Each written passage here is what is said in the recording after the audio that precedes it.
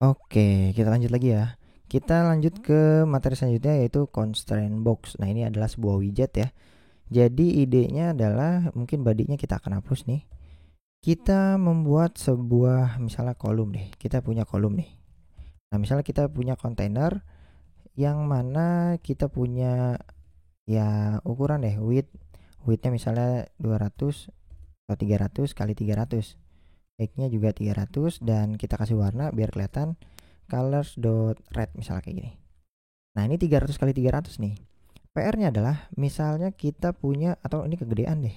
Misalnya 150 deh, 150 kali 150. Misalnya segini. Nah, misalnya kita punya sebuah teks di dalamnya. Halo gitu. Halo. Nah, ini halo nih.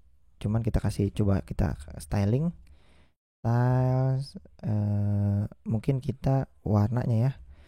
Warna teksnya itu warna putih biar kelihatan. Oke, dan kita tebelin font weight bold.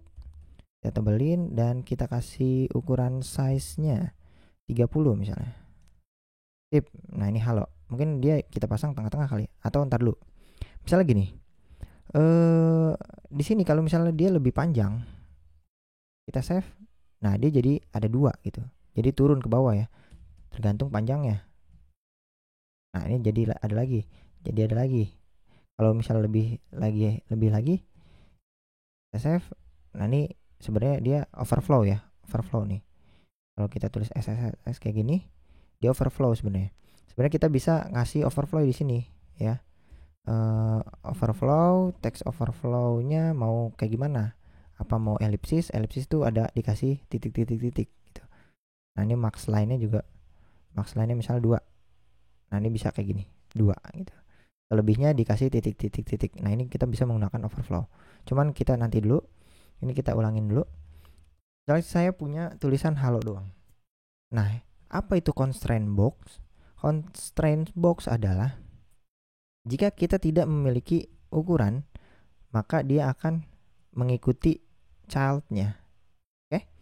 Nah, container ini kita bisa bungkus dia dengan constraint box. Dengan menambahkan constraint di sini. Constraint ini butuh apa? Butuh box constraint.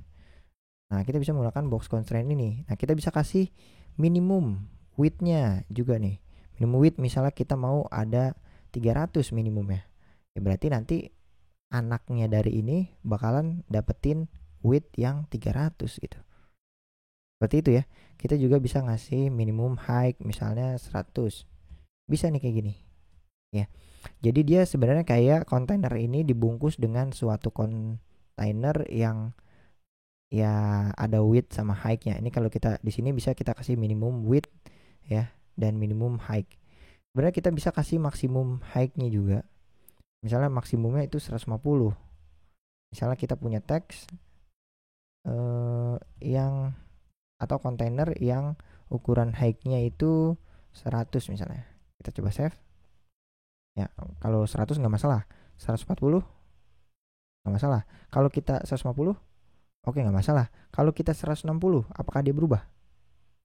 Nah, enggak. Jadi dia mau dia kasih 10.000 juga nggak masalah karena dia kita kasih kayak ada ininya nih, constraint-nya. Jadi dia ada aturan di sini. Kita bisa kasih minimum width dan minimum height.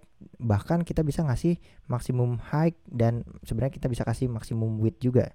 Misalnya maksimum widthnya berapa? Misalnya 350 lah. Misal kayak gini. Nah, itu bisa ya. Jadi sebenarnya penggunaan constraint box ini itu membuat suatu ukuran yang kita bisa atur minimum sama maksimum height-nya. Kan kalau misalnya kita bungkus kontainer ini dengan sesuatu widget yang lain, kita nggak bisa kasih aturan. Kalau ini bisa nih. Jadi kalau misalnya di sini kita kelebihan gitu, nanti dia bisa ada aturannya maksimum height-nya segini loh gitu. Nah, ini adalah penggunaan constraint box ya, digunakan untuk bisa kita atur nih penggunaan ukuran size dari suatu widget. Mungkin pembahasan constraint box sampai situ, kita lanjut next masuk ke materi adaptif.